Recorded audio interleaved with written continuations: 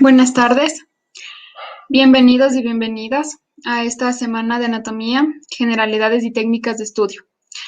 Ha sido organizada por Bisturimed, MediQuest, G.Med99, Medic Books Call, Net of the Class, Robbins Med, Dr. Picanotes, Meditips, Neutrófilos, Quitomed. Les presento a nuestro primer ponente, el Dr. Asisclo Boadas, especialista en anatomía patológica, graduado de la Universidad de Oriente de Barcelona, quien nos ayudará con la definición e historia de la anatomía. Doctor, bienvenido. Hola, bueno, muchas gracias por la invitación. Es un gusto para mí estar el día de hoy acompañándolos, hablando de uno de los ejes de la medicina desde tiempos trascendentales. Entonces, bueno, tú me dices si ya empezamos de una vez. Sí, mi doc, ya empecemos. Ok.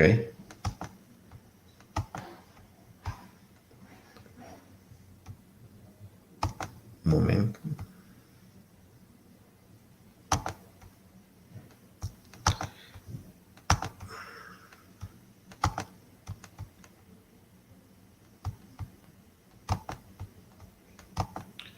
Ok.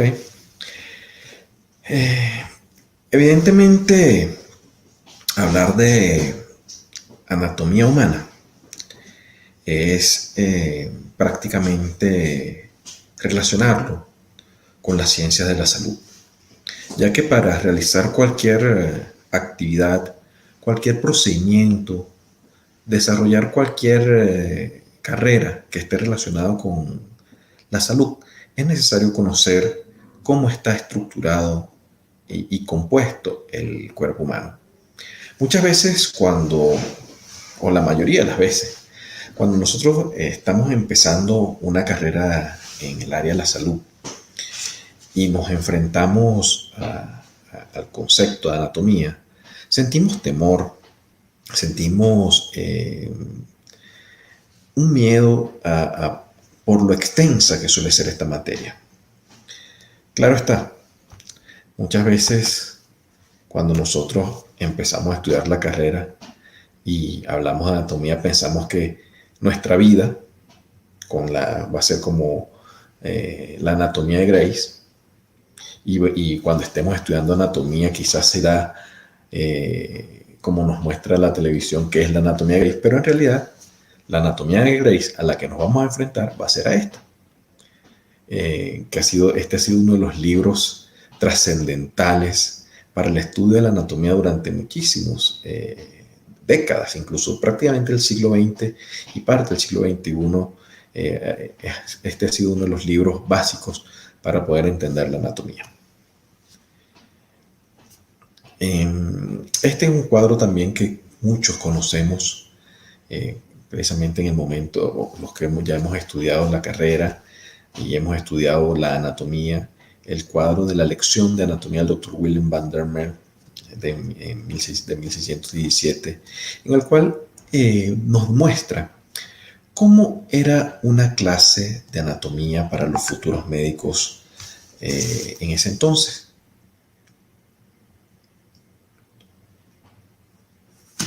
¿Se está viendo la diapositiva, André? No, doc, compártale para yo poder compartirles, porfa. Pero sí estoy compartiendo.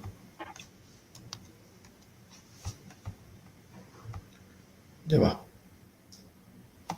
Vamos a tratar de compartir de nuevo.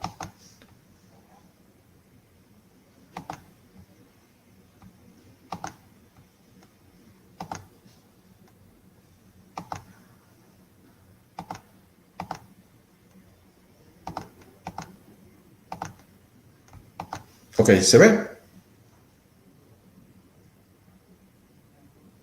André. Ya, doc, ahora sí. Bueno, yo les comentaba sobre esto, que cuando nosotros comenzamos a hablar de o entendíamos la anatomía, escuchábamos anatomía de Grey o empezábamos a estudiar anatomía, pensábamos en esto, ¿sí? Pero que en realidad es esto, es lo que les había dicho, que la anatomía de Grey en realidad para el estudiante de medicina es esto, es este libro, un libro, fíjense que por ejemplo aquí aparece que tiene 827 ilustraciones en ese formato que vemos allí, y es una de las herramientas básicas para estudiar anatomía. Les estaba mostrando este cuadro, que es el cuadro de lección de anatomía del Dr. Willem van der Merwe, en el cual nos muestra cómo se estudiaba la anatomía, cómo se estudiaba la medicina y cómo se estudió durante siglos, realizando las autopsias y las disecciones cadavéricas directamente.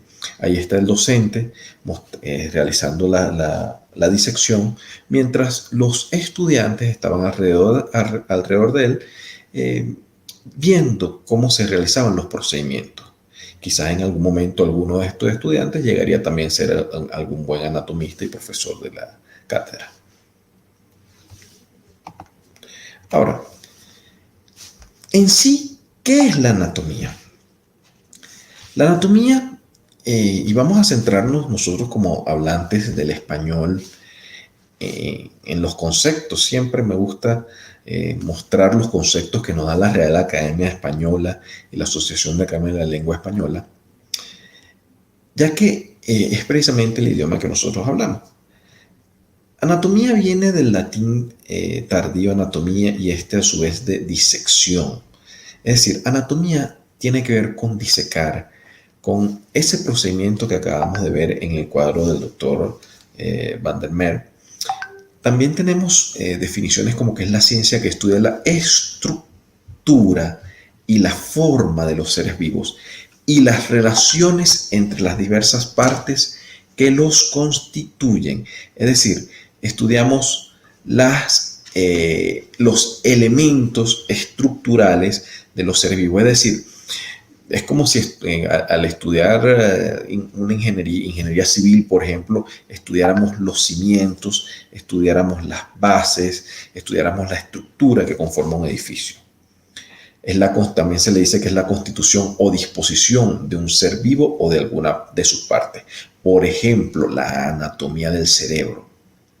También cuando nos referimos al cuerpo humano, su rostro y el resto de su anatomía eran vulgares. La anatomía de esa muchacha era muy llamativa. El análisis o examen minucioso de algo. Es decir, ya aquí nos vamos un poco más allá de los conceptos relacionados con el cuerpo humano. Por ejemplo, el ensayo constituía una anatomía política de la época.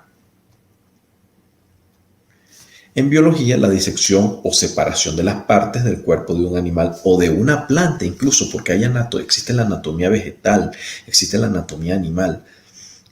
Por eso, no solamente la anatomía sirve para el estudio de la medicina, como les dije, para el estudio de cualquier rama de la ciencia de la salud e incluso la botánica. Desusado, hay términos en desuso como sección o corte, el esqueleto, etc. ¿Sí? Estaba tan delimitado que se percibía su anatomía refiriéndose al esqueleto de un animal. Pero vámonos quizás a unos conceptos un poco más profundos, ya que la anatomía es una ciencia. Y las ciencias evidentemente nos sirven para el estudio, en este caso el estudio de la estructura de los seres vivos. Fíjense que aquí estamos englobando todos los seres vivos, es decir, la forma, la topografía, la ubicación, la disposición y la relación entre sí de los órganos que componen a un ser vivo. Si bien la anatomía se basa ante todo en el examen descriptivo de los organismos vivos, la comprensión de esta arquitectura implica en la actualidad un maridaje, una relación directa con la función. De hecho, la tendencia moderna en algunas universidades, en algunas escuelas de medicina y de ciencia de la salud, no es estudiar la anatomía de forma independiente, sino de estudiar morfofunción, estudiar la relación de las estructuras con su funcionalidad. Es por eso que puede confundirse en algunas ocasiones con la fisiología, en lo que denominamos anatomía funcional, y forman parte, la anatomía, de un grupo de ciencias ya básicas llamadas ciencias morfológicas. Las ciencias morfológicas son la anatomía, la biología del desarrollo o embriología, la histología, que es la anatomía microscópica, y la antropología. Ellas se complementan y completan sus áreas de conocimiento con una visión dinámica. Es decir, a pesar de que muchas veces nosotros cuando empezamos a estudiar, una de las cosas que nos dicen, no, la anatomía no cambia. En realidad hay que tener una visión dinámica y pragmática de la misma para poder entender que las ciencias que están relacionadas con la medicina siempre están evolucionando. Entonces la anatomía nos sirve para estudiar precisamente al cuerpo humano, entenderlo, detallar la estructura, y nosotros tenemos que estudiar la anatomía desde la parte más externa, la piel, los elementos constitutivos externos, como vemos en esa imagen, hasta los más internos, hasta penetrar en los huesos. La anatomía, o el término anatomía, ¿de dónde se deriva? Ya les comenté que se derivaba del latín antiguo y del griego, y quiere decir cortar, separar, seccionar. Por lo tanto, designa a la estructura de los organismos vivientes y como la rama de la biología que estudia dichas estructuras, basándose en la disección de las mismas. Entonces, la anatomía humana se convierte en una de las llamadas ciencias básicas, en uno de los pilares de la medicina. Ahora,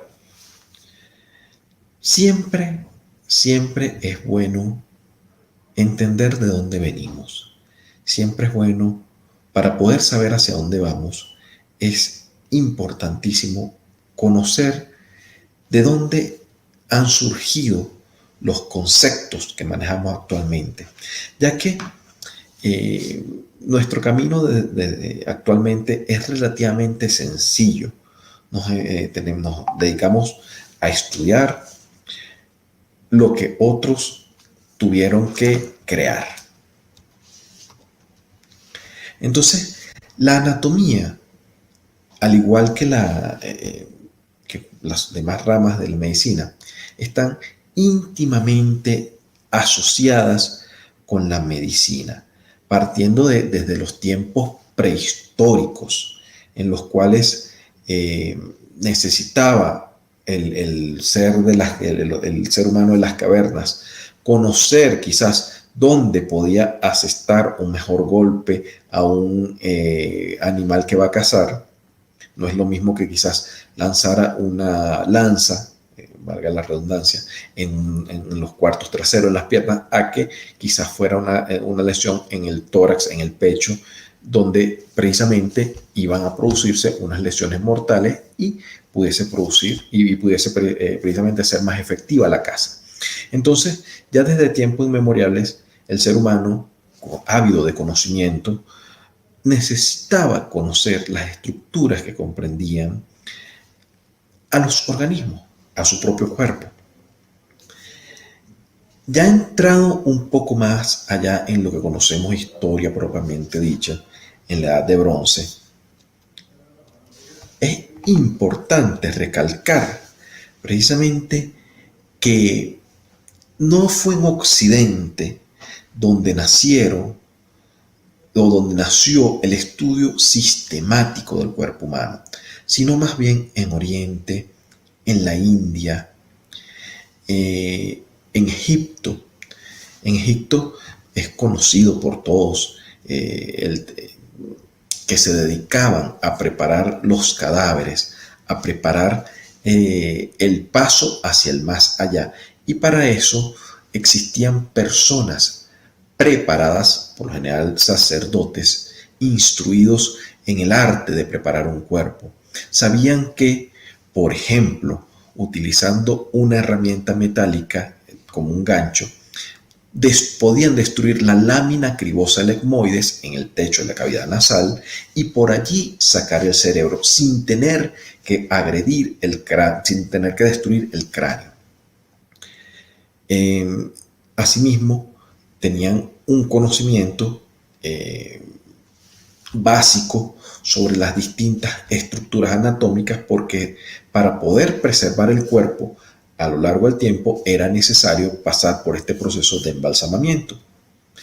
Además, como les comenté, en la India se dieron también los primeros pasos en el estudio de la anatomía humana para poder tratar a las distintas enfermedades. Ya entrando en la Edad Antigua, sí empezamos a ver un avance del mundo occidental en dirección del conocimiento del cuerpo humano. Ya empezaban las disecciones de la Escuela de Alejandría, donde destacó Erasistrato, donde empezó a destacar o donde surgió una de las grandes eminencias de la historia de la medicina, Galeno. De hecho, a los médicos, incluso en la actualidad, se utiliza como sinónimo del médico, se le dice el galeno, por el fuerte influjo que tuvo la presencia de este médico durante más de 1000 años. Galeno demostró cómo diversos músculos son controlados por la médula espinal. Identificó ya en ese entonces 7 pares de nervios craneales. Demostró que es el cerebro el órgano encargado de controlar la voz, las funciones del riñón y de la vejiga, que por las arterias circula sangre y no aire, como se pensaba anteriormente. Sus maestros de la medicina griega antigua, como Erasistrato y Herófilo, decían que por las arterias circulaba sangre. De hecho, arteria significa tubo lleno de aire. ¿Por qué pensaban esto? Porque cuando se realizaban o cuando se lograba estudiar algún cuerpo, algún cadáver, eran las venas donde encontraban sangre, porque las venas manejan baja presión. En cambio, las arterias, al manejar altas presiones, se vaciaban de sangre, quedaban vacías. Entonces pensaban que lo que hacía era transportar el aire que respirábamos a las distintas partes del cuerpo. Fue Galeno quien demostró que esto no era así, demostrando diferencias estructurales entre venas y arterias. Describió las válvulas del corazón, describió diversas enfermedades infecciosas, etc. Sin embargo, los estudios que realizó Galeno fueron hechos en la mayoría en cadáveres de monos o de cerdo, que a pesar de que existe una anatomía comparada y existe similitudes, no son completamente iguales. La Edad Media fue para el mundo occidental un tiempo de oscurantismo, ya que empezó a predominar la religión sobre la ciencia.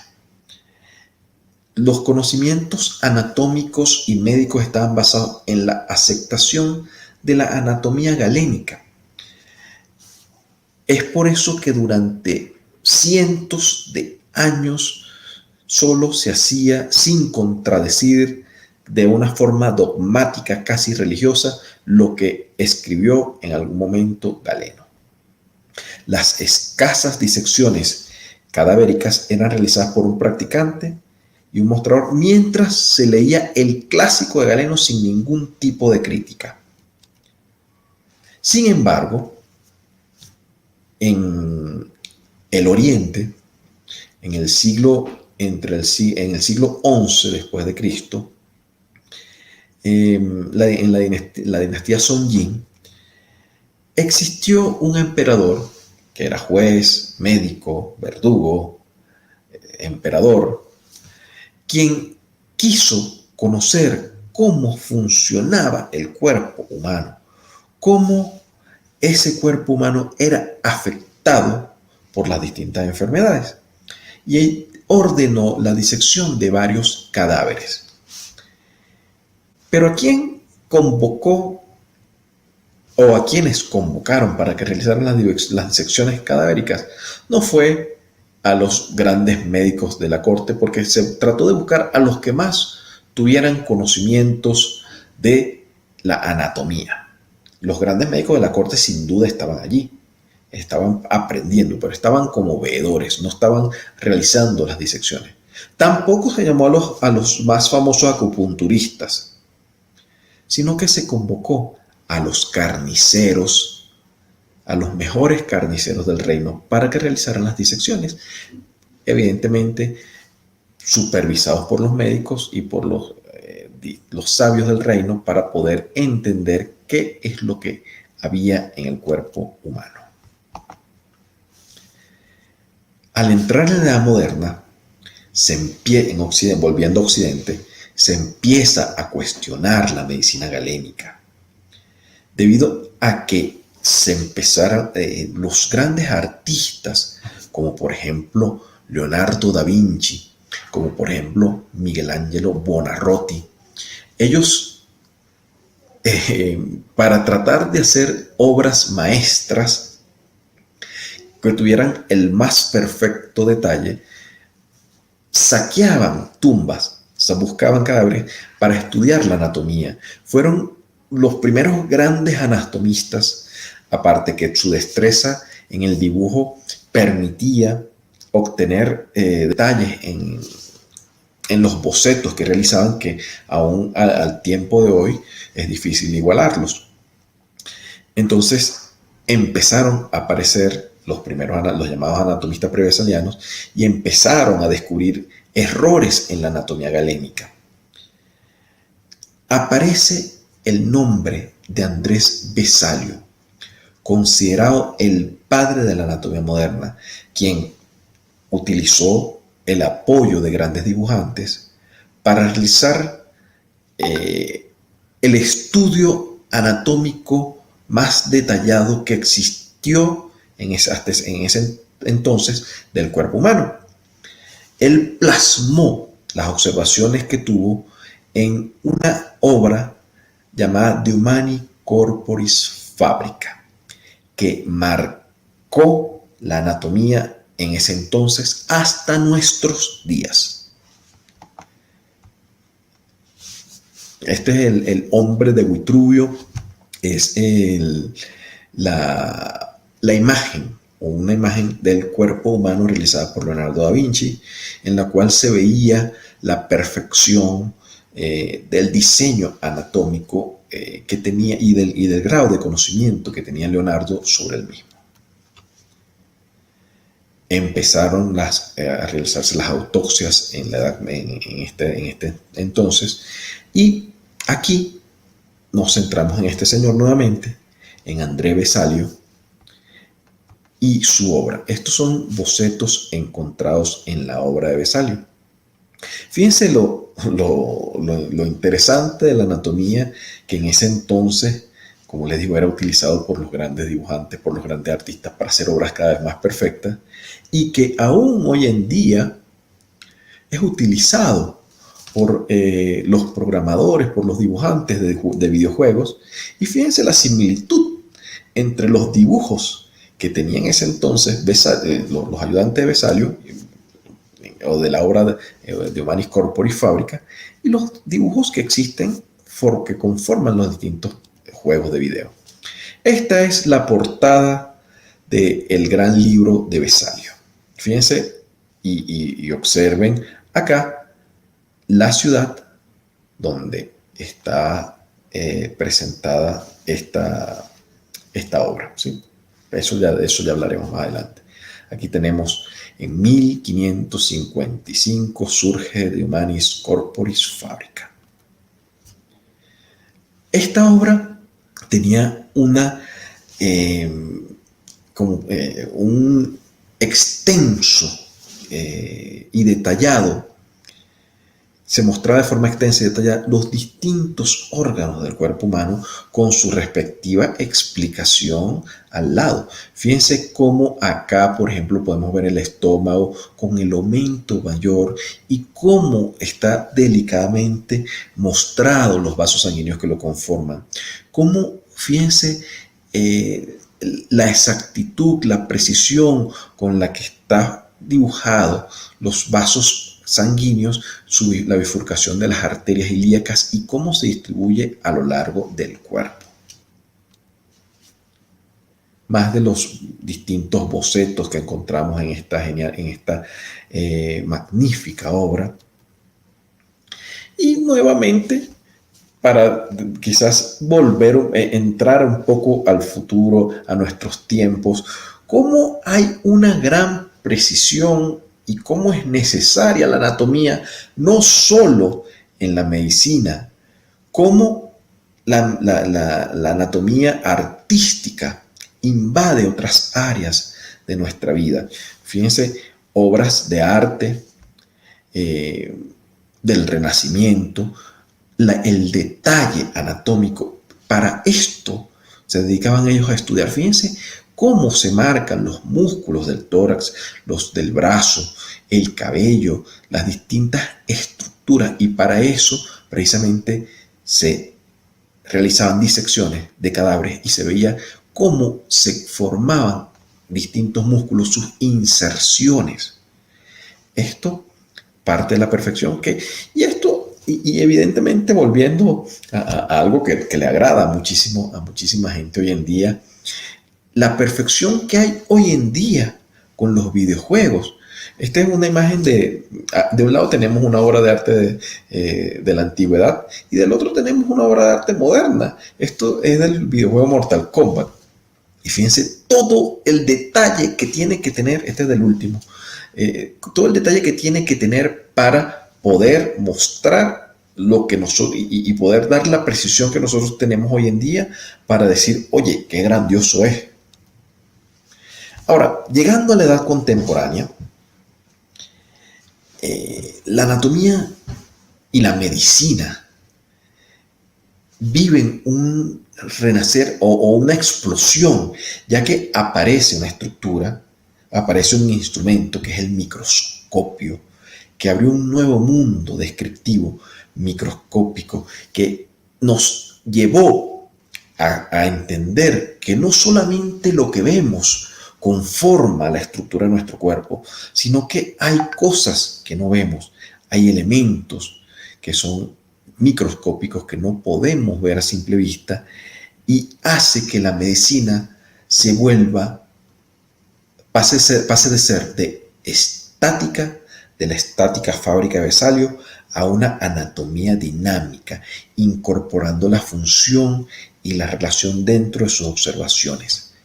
Se produce un salto cuántico en la medicina.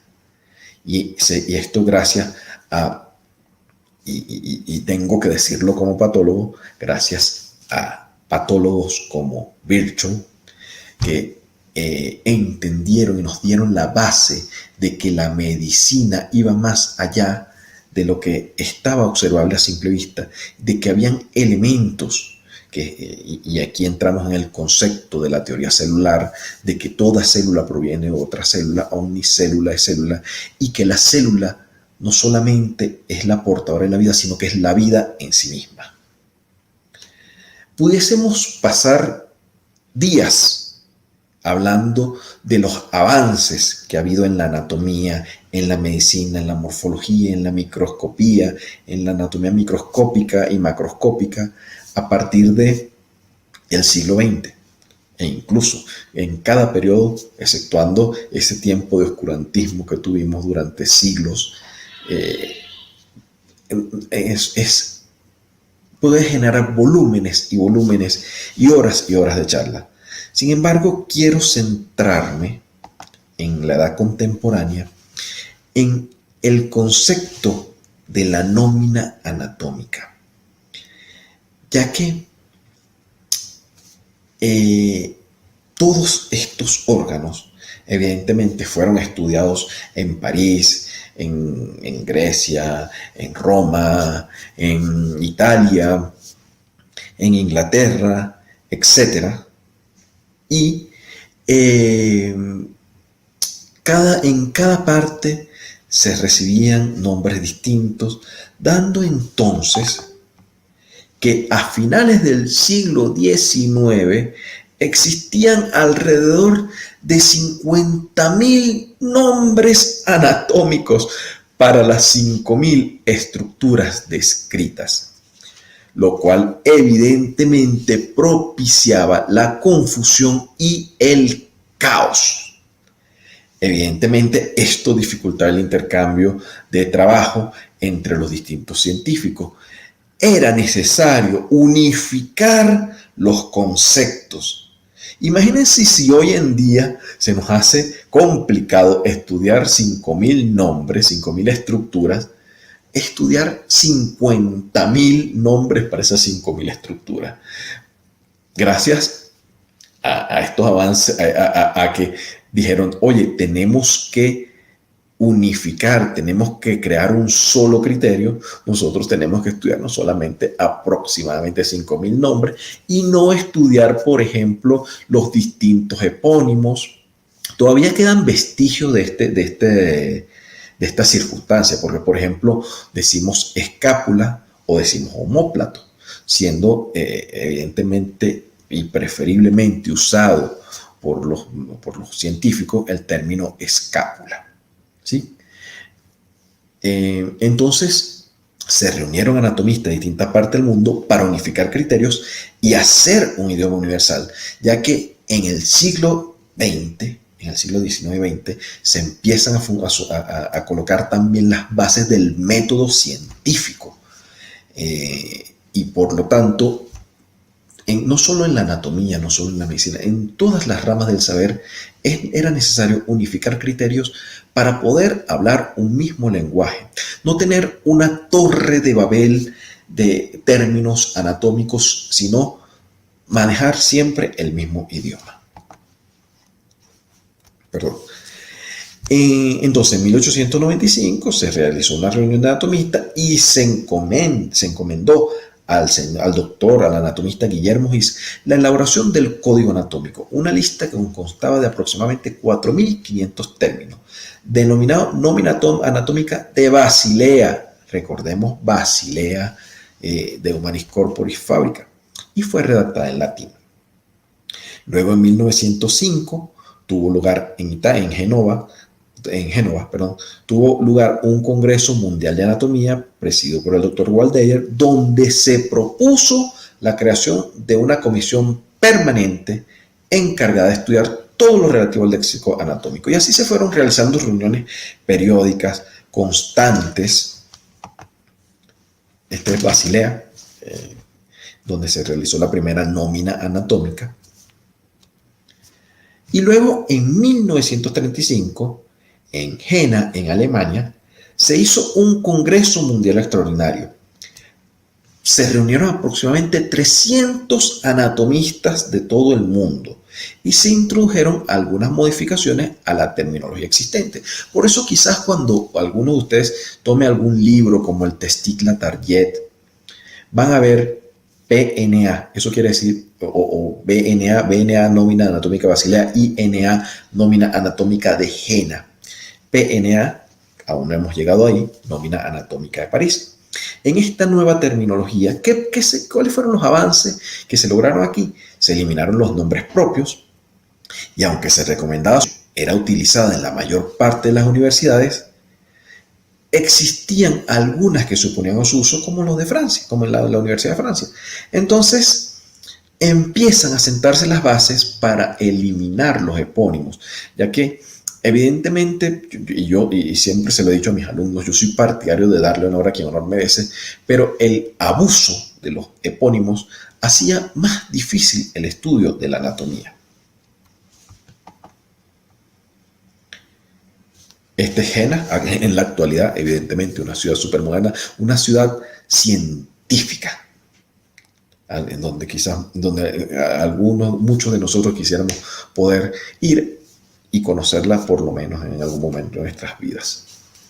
La romántica París, también tierra de libertades, tierra de cambios.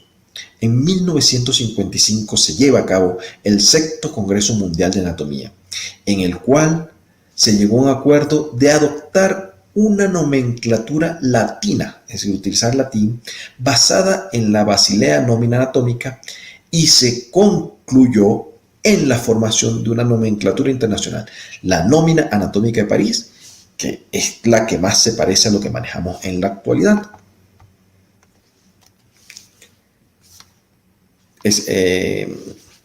Se continuó trabajando en una terminología durante 35 años, y se realizaban revisiones sucesivas.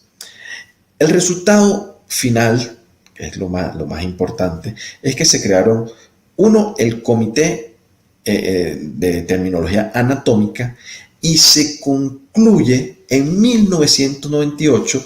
Ya no utilizamos, a pesar de que es la materia prima, es la base de la anatomía, la nómina anatómica, sino que ahora utilizamos desde 1998 una terminología anatómica nueva, actualizada, simplificada y uniforme, que es la llamada terminología anatómica.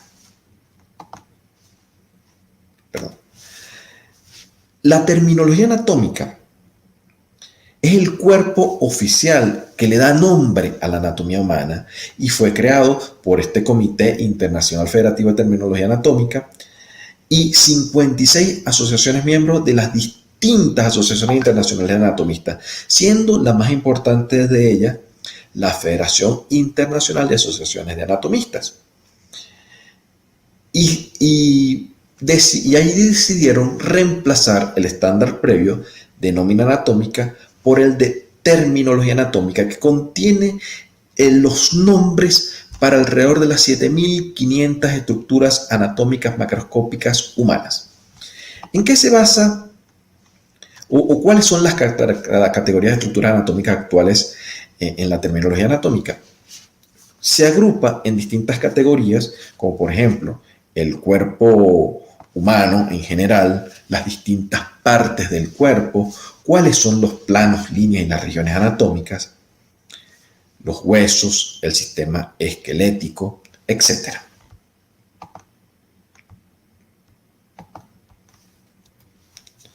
Perdón. Ok, en este enlace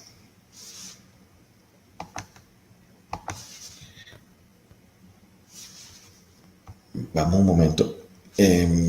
André, ¿se ve el enlace de terminología anatómica en la página web?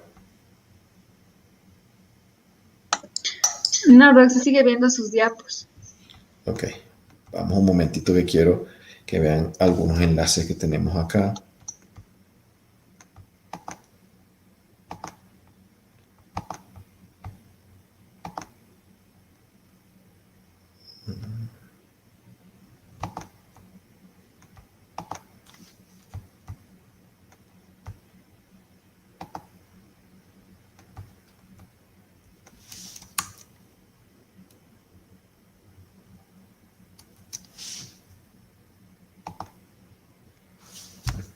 Ok.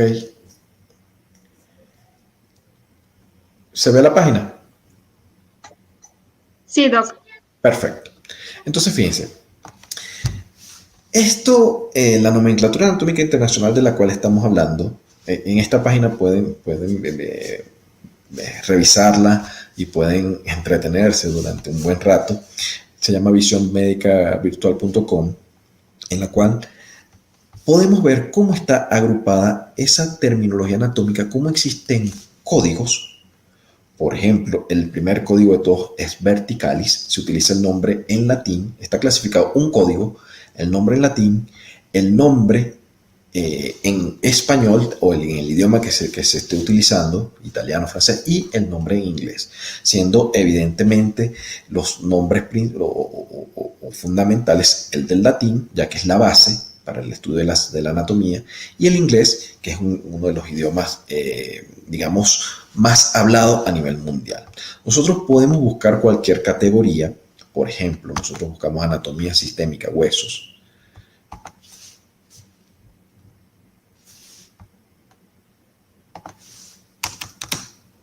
escápula, por ejemplo. Vamos a ver si nos ayuda el internet. Ok, entonces fíjense, buscamos escápula, anatomía sistémica huesos, cínculum miembros superiores, cintura escapular y el nombre en inglés. Escápula, no aparece omóplato por ninguna parte, ¿ok? Fosa subescapular y los distintos elementos y su respectivo código.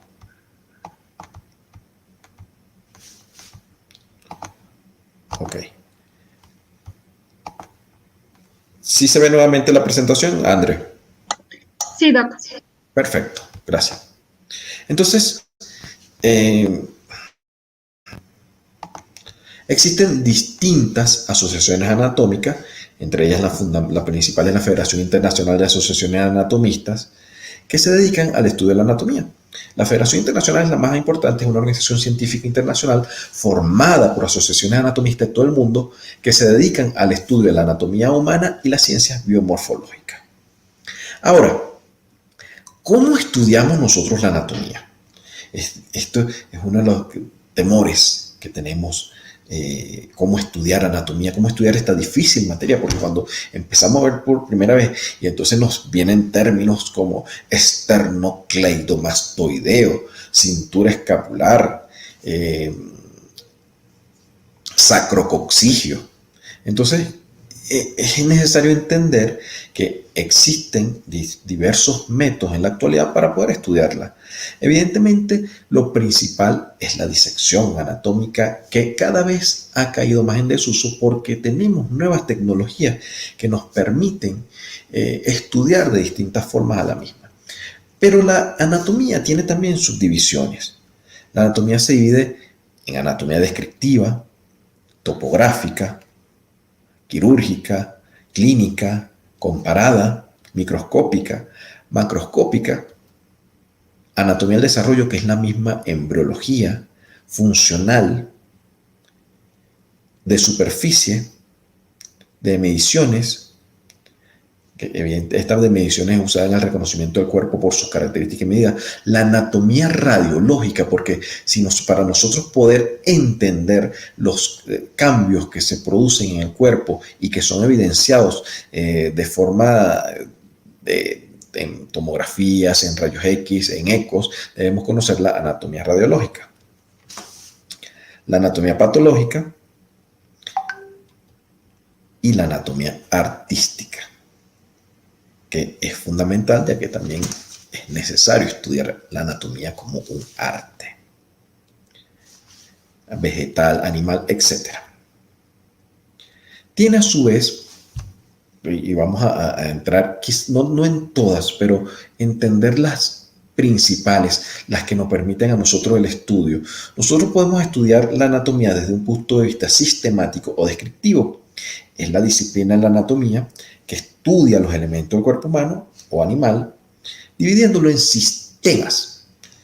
Sistema vascular, sistema urinario, nefrourinario, sistema nervioso. Describe su situación, su forma, las relaciones entre los distintos órganos y su relación entre los distintos órganos que conforman un sistema o un aparato y los órganos que están que tienen relación con ellos. La estructura, la vascularización y la inervación. Estudia en primer término al esqueleto con sus músculos y ligamentos, los vasos sanguíneos, linfáticos, nerviosos, gastrointestinal, etc. Entonces, la anatomía descriptiva estudia los sistemas y los aparatos, que son los que ya conocemos. Los libros que normalmente se utilizaban para el estudio de la anatomía sistemática y topográfica, que ya vamos a hablar de un poco de la anatomía topográfica, por supuesto, la anatomía de Gray's. Olvídense de Gray's Anatomy, de la serie, no. Aunque muchos dicen, yo quiero estudiar medicina por Gray's Anatomy, pero la anatomía de Gray's que van a estudiar es esa en realidad. ¿Sí? Existe también la anatomía topográfica o quirúrgica, fundamental para todo aquel que desee ser cirujano.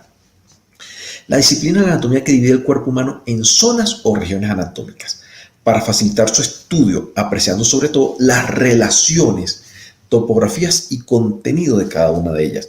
Por ejemplo, el estudio de la región dorsal, de la región braquial, lumbar, etcétera. Dividimos, por ejemplo, también al abdomen, y eso ya este tipo de cosas de forma de estudio lo van a ver más adelante en otras conferencias, pero van a ver, por ejemplo, que el abdomen lo dividimos en zonas como hipocondrio derecho, epigastrio, hipocondrio, y cada una de estas zonas contiene órganos que permiten precisamente realizar intervenciones quirúrgicas en el ser humano. En el cráneo, regiones parietal, occipital, frontal, y todas ellas tienen relaciones, e internamente vamos a encontrar nuevamente órganos. Por ejemplo, el cuello lo dividimos en triángulos, y esos triángulos contienen distintas estructuras, muchas de ellas vitales, otras no. Para el estudio de la anatomía topográfica existían libros como el Testig-Jacob, otros un poco más modernos como este de López Muñiz. Anatomía comparada. Así como existe el estudio de la anatomía descriptiva topográfica, hay científicos que se dedican al estudio de la anatomía comparada, que no es más que el estudio de la anatomía de los distintos seres vivos y la comparación que hay entre ellos, bien sea entre las distintas especies animales, mamíferos, reptiles, anfibios, entre sí o con el ser humano. Y por supuesto, la anatomía del desarrollo es una rama prácticamente independiente de la anatomía, que es la que nos permite el estudio de cómo evoluciona el organismo desde una célula o desde un par de células hasta un organismo vivo. Hay ciencias auxiliares de la anatomía, como la osteología, que estudia los huesos, artrología, las articulaciones, miología, neumología, cardiología, etcétera. Distintas ramas o distintas disciplinas que nos van a permitir, por ejemplo, la osteología, estudiar huesos, la miología músculo, la endocrinología, los órganos endocrinos, la angiología, los vasos sanguíneos. Ahora,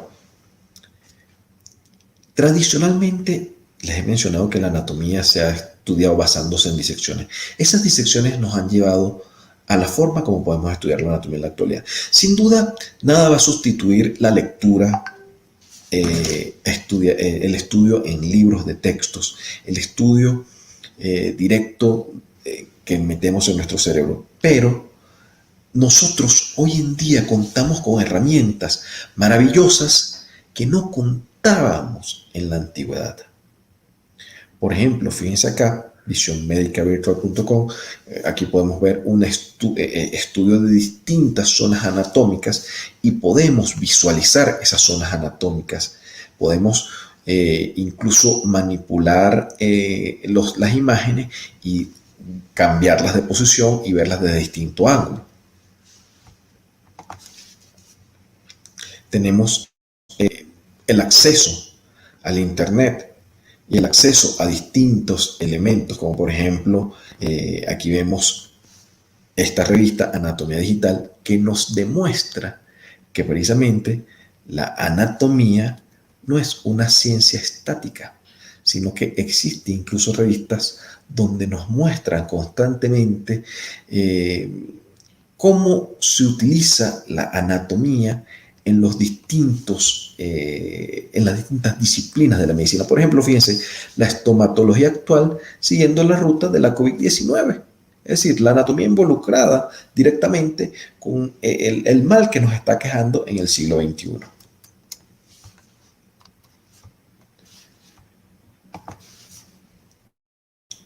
Okay. Aquí, por ejemplo, del estudio actual de la anatomía, en el cual André, se ve la imagen, la página, ¿verdad? Sí, mi doc. Ok, gracias. Sí. Entonces, fíjense, por ejemplo, nosotros tenemos la facilidad de que buscamos, y hay cientos de páginas que nos permiten, por ejemplo, seleccionar una zona. Veamos, por ejemplo, acá cerebro. Y podemos ver aquí Claro, evidentemente hay algunas que tienen un costo, otras son gratuitas, pero si hacemos una búsqueda detallada y una búsqueda con paciencia, podemos encontrar distintos elementos, distintas páginas que no tienen ningún costo. Pero fíjense, por ejemplo, esta página nos permite a nosotros visualizar el cerebro, cortes distintos del cerebro, ver las distintas estructuras que lo conforman a distintos niveles. Esto con anterioridad, antes de la llegada del Internet a nuestras vidas, había que tomar atlas en los cuales no íbamos a encontrarlo completo todo y ver fotos y fotos, imágenes, y muchas veces eran sumamente costosos. Contamos también, gracias a científicos que se dedicaron a crear algo llamado un proyecto humano visible, que está, esto es de una biblioteca de los Estados Unidos, del gobierno de los Estados Unidos, que nos permite precisamente, fíjense, todos estas distintos enlaces que permiten visualizar de distintas maneras al cuerpo humano desde el punto de vista anatómico. Tenemos herramientas como YouTube, que no solamente nos sirve para ver videos absurdos, para reírnos un rato, sino que nos sirve también para estudiar, para investigar. Fíjense que si nosotros buscamos anatomía en YouTube, vamos a encontrar una serie de elementos, de una serie de videos que nos van a mostrar, por ejemplo, anatomía general, principios básicos, generalidades de la anatomía normal, introducción a la anatomía y fisiología humana. De hecho, para yo preparar esta conferencia, me vi más de alguno de estos videos y me sirvieron de base para decirles lo que les iba a decir a ustedes. Fíjense que, por ejemplo, también en la búsqueda de YouTube encontramos maravillas como esta. Disección de cuello. Y así como de esta disección de cuello, disección de distintos órganos. Fíjense cómo acá en un cadáver están realizando el estudio del cuello. Y tenemos que el cuello, esto entonces, a veces, y hoy en día, imagínense, especialmente que estamos en este tiempo del estudio de medicina online, decimos, oye, no puedo estudiar el cadáver. Y una de las preguntas clásicas cuando comenzamos a estudiar medicina, que ¿ya has visto muerto? Bueno, quizás no lo puedan ver en vivo y directo, pero pueden verlo por medio de la tecnología que nos proporciona el streaming, el YouTube, etc.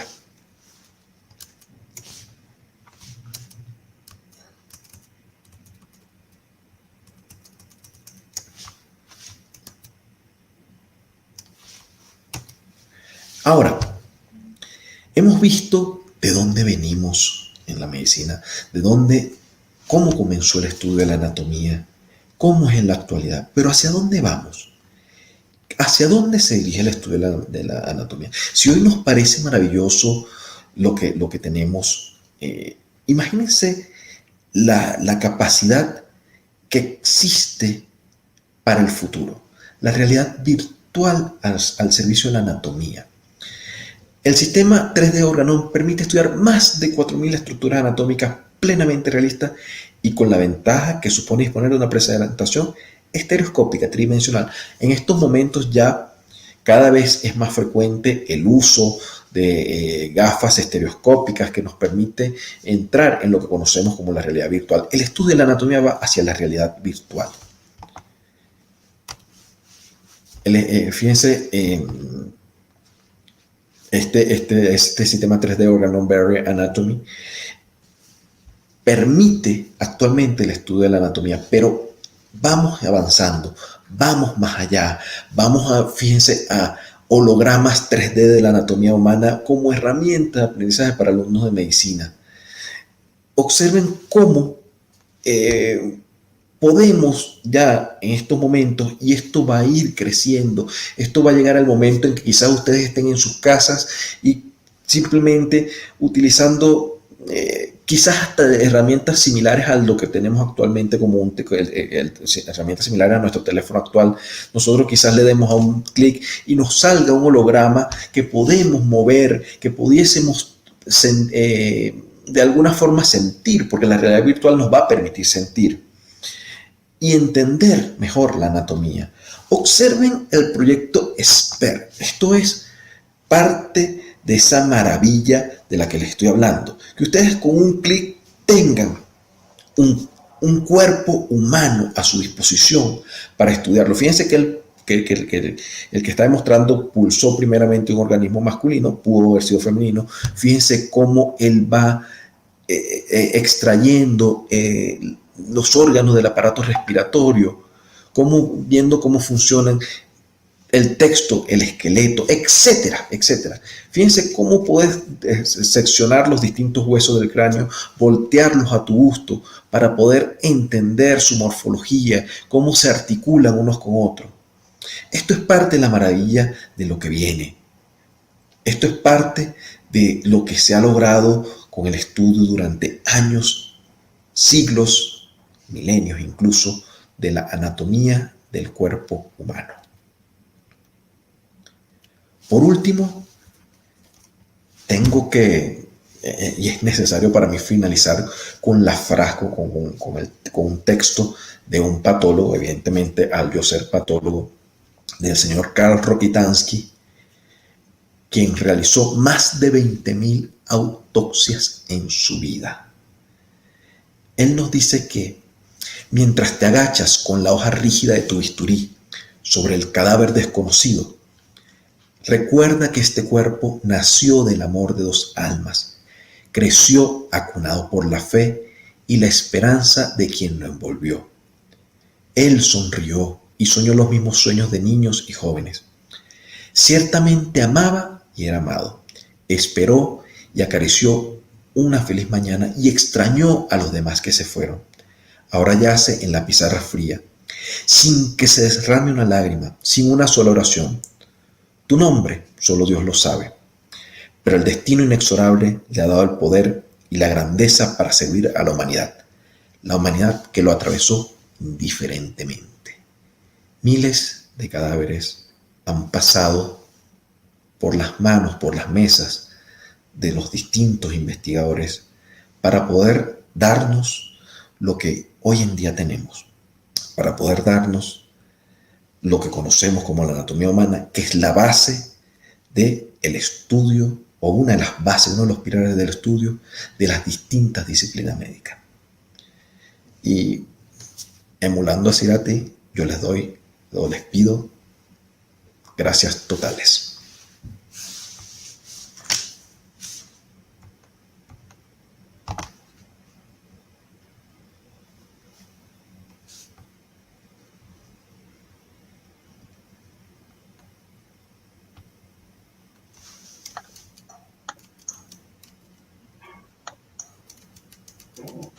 Doc, muchas gracias por su participación. A todas las personas que están aquí presentes, muchas gracias.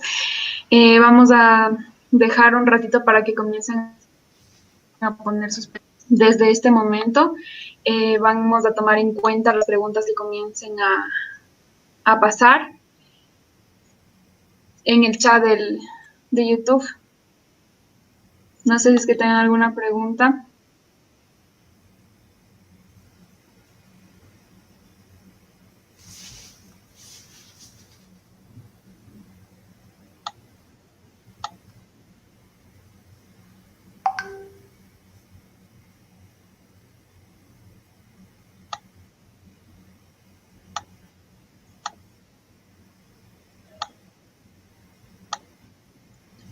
Les recordamos que para que nos ayuden también tomando una fotito y la puedan compartir en sus páginas de Instagram, etiquetando por lo menos a 3 cuentas.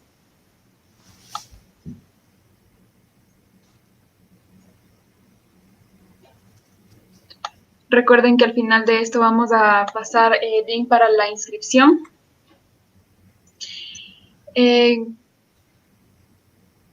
Doc, Dime. no sé si puede leer la pregunta. ¿Cuál fue mi inspiración para ser médico?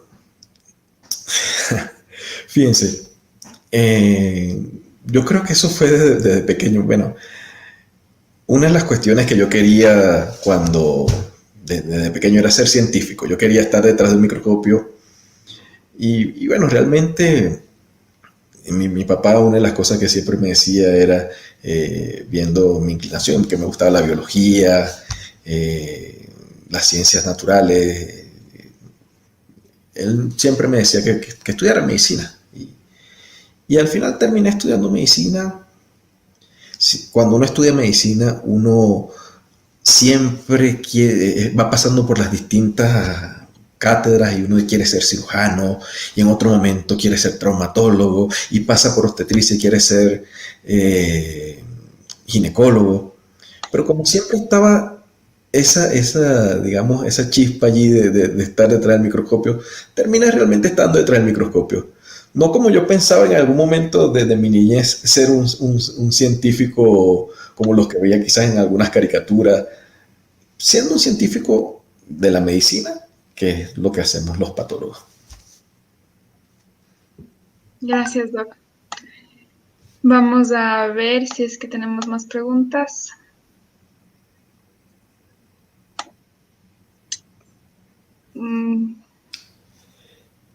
¿Qué metodología se puede utilizar para estudiar cabeza y cuello? Bueno, creo que hay unas conferencias relacionadas con eso, ¿no, Andrés? Más adelante. Sí, al final hay una conferencia. Sí, van a darles unas conferencias.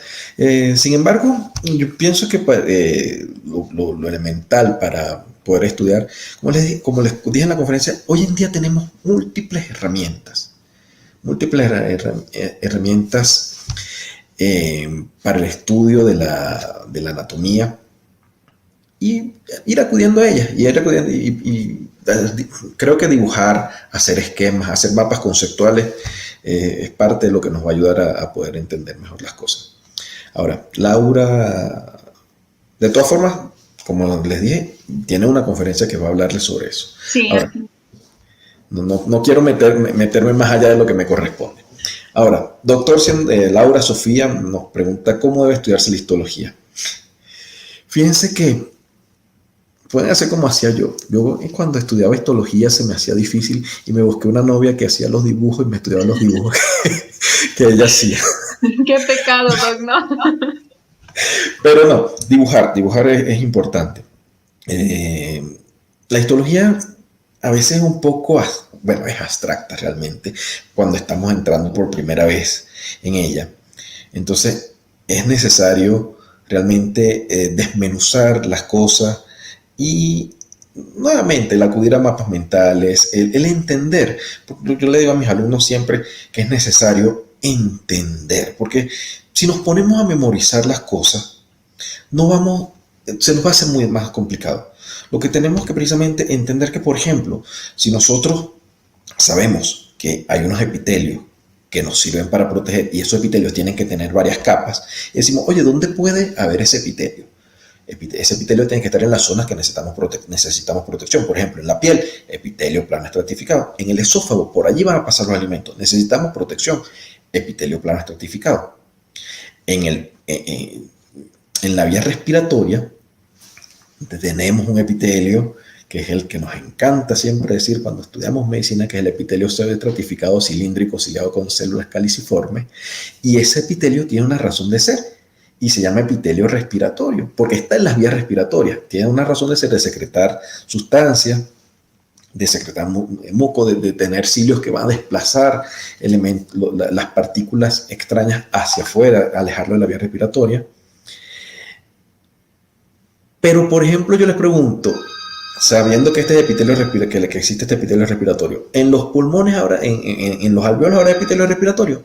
No, porque en los alvéolos se necesita una capa delgadita de tejido para permitir la difusión de sustancias. Entonces, cuando necesitamos difusión, necesitamos un epitelio delgado como el epitelio plano simple. Entonces, es importante entender cómo funcionan las cosas para poder comprenderlas. Hay por ahí una pregunta, decían que es recomendación para los estudiantes que están comenzando con la anatomía. Básicamente lo mismo, el dibujar, uno es malo, por ejemplo, yo soy malísimo dibujando, por eso me busqué la novia que les dije en histología, que sí sabía dibujar. Pero yo me ponía a hacer mis dibujos, como me salieran. Dibujen, dibujen. Por ahí decían que está muy relacionado con el arte. Sí, la medicina está relacionada con el arte, evidentemente. Frank Netter, y aquí me preguntan qué libros recomiendan para los que recién vamos a empezar a estudiar anatomía. Un atlas. Frank Netter es médico, pero Frank Netter es artista. Y Frank Netter conjugó el arte con la medicina. Y se hizo millonario dibujando realmente, pero dibujando lo que le gustaba. Él se graduó de médico, pero se dedicó a mostrar, a plasmar con su arte lo que sabía de la medicina y la anatomía. Entonces, fundamental, un atlas de anatomía. Bien sea el Netter, bien sea el Sobota. El Netter es bien sencillo, es bien práctico, ¿sí? Y por supuesto, la anatomía de Grace.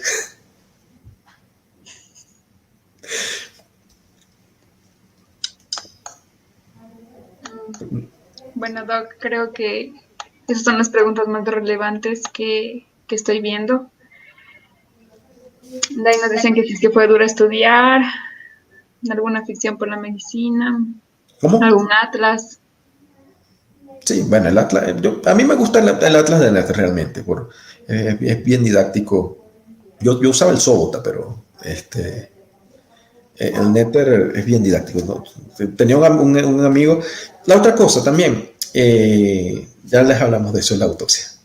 La otra cosa, el estudio grupal a veces es bueno. Claro, a veces uno necesita estudiar solo, a veces uno necesita reforzar los conocimientos que ha adquirido, pero el estudio grupal es bueno porque nos permite el intercambio de ideas, nos permite el intercambio de libros también. Por ejemplo, a lo mejor uno tiene, como te digo, yo tenía un amigo que él tenía el Netter, yo tenía el Sobota y nosotros estudiábamos con los dos libros. Y entonces uno se pregunta, se hace pregunta, empieza, y ahí donde empieza, me duele el esternocleidomastoideo. Entonces, ajá, ¿dónde se inserta el esternocleidomastoideo? Y así va, ¿sí? Al hacer una autopsia por primera vez, a ver, depende. Como estudiante de pregrado participamos en algunas autopsias y era una experiencia única por tratarse de algo que nunca habíamos visto, pero habían unos cadáveres que estaban en descomposición porque eran muertes médico-legales, entonces uno tenía cierto resquemor. Ahora, como médico ya y como patólogo, es una experiencia fascinante en el sentido que te permite entender por qué murió una persona. Claro, está en cierta forma el temor porque uno, como reciente posgrado, tiene que preparar las cosas y van a interrogarlo sobre ello. Pero, de verdad, recientemente hace poco hice una autopsia, tenía tiempo que no hacía una autopsia porque donde trabajos no se hacen con frecuencia. Y uno empieza como a recordar esa primera vez y entender por qué muere una persona. Y eso es parte. La autopsia es ver hacia adentro, hacia uno mismo, pero no, evidentemente no ver hacia uno mismo como que yo me voy a hacer la autopsia, sino ver hacia uno mismo como especie. Y entonces es fundamental el poder realizar las autopsias para poder comprender en qué nos equivocamos, en qué podemos mejorar. La Target-Moore, yo usé la Target-Ruiz. A mí me gustaba la Target-Ruiz, que era más pequeño que el Testic la Target. Sin embargo, me gustaba también un libro pequeño, un libro corto de anatomía que era el Gardner Gray O'Reilly, que es bien didáctico, pero es como para introducirse. En anatomía hay que muchas veces meterse en profundidad. Yo prefiero la Target-Ruiz. ¿Qué tips les daría a las personas que tienen dificultades para recordar términos médicos? A ver, por ejemplo, les cuento experiencia personal. esto va más allá de la anatomía, esto va a estudiar medicina. Cuando yo estaba en el semestre 7 8 creo, que veíamos psiquiatría, o el 9 no recuerdo con exactitud. Psiquiatría fue para mí una materia complicada porque los médicos que me la daban no preguntaban las cosas eh, de una forma, por ejemplo, si yo entendía algo y se los explicaba, a ellos no les gustaba. Tenía que ser todo tal cual, con las mismas palabras y señales que había en el texto. Entonces yo forré mi cuarto, en este caso yo tenía la oportunidad de vivir solo y forré parte de la sala también con los distintos términos, hojas de papel bond grandes, y entonces escribía los términos y pasaba por el frente de ellos y me los memorizaba. Y así iba memorizándome las cosas. Entonces quizás uno debe buscar las herramientas que le sean más prácticas a uno mismo, pero es necesario ir probando, para poder llegar a ella.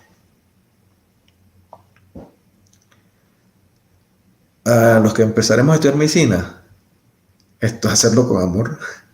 Todo lo que hagan, hacerlo con amor, hacerlo con cariño y hacerlo porque lo quieran hacer, porque le van a poner el corazón a todo lo que hagan, no solamente la medicina, a todo lo que hagan, pueden hacerlo con corazón. ¿Alguna recomendación a los que vamos a ingresar a la morgue? ¿Ingresar de qué forma? Si van a ingresar a ver una autopsia, miren, cuando la primera vez que entré a una autopsia utilizábamos Viva Porú y nos colocábamos acá en las fosas nasales un poquito para que el olor no fuera tan fuerte. Desayunar previamente, pero algo ligero, no algo muy pesado. ¿Cuál ha sido su peor experiencia a lo largo de su trayectoria médica? Bueno, yo creo que para todo médico la peor experiencia es cuando se muere algún paciente. Cuando se muere algún paciente delante de ti es lo peor, realmente. No es lo mismo como patólogo tratar con el cadáver y evaluarlo a que lo tengas allí y el paciente muera.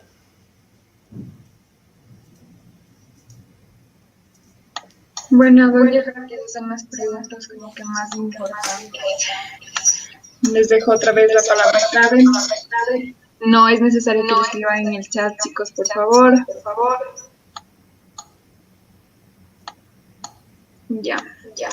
Y bueno, creo que con eso terminamos. Muchas gracias, Doc, por su asistencia. Muchas gracias a todos por haber participado. Recuerden que les vamos a mandar el link de la asistencia. Tomen una fotito, súbanla en el Instagram, comenten 3 de las cuentas.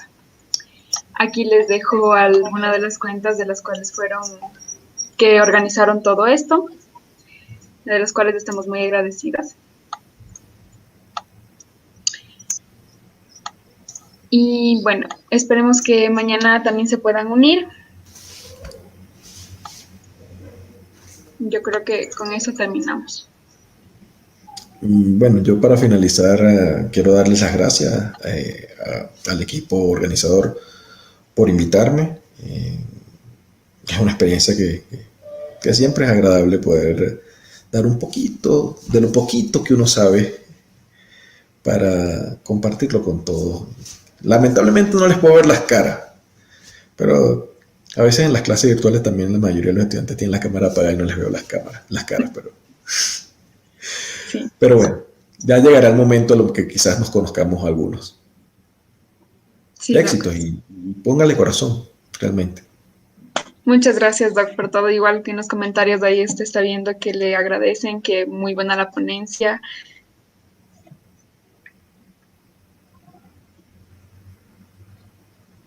Y bueno, el link de la asistencia se les va a pasar por los chats de WhatsApp o de Telegram.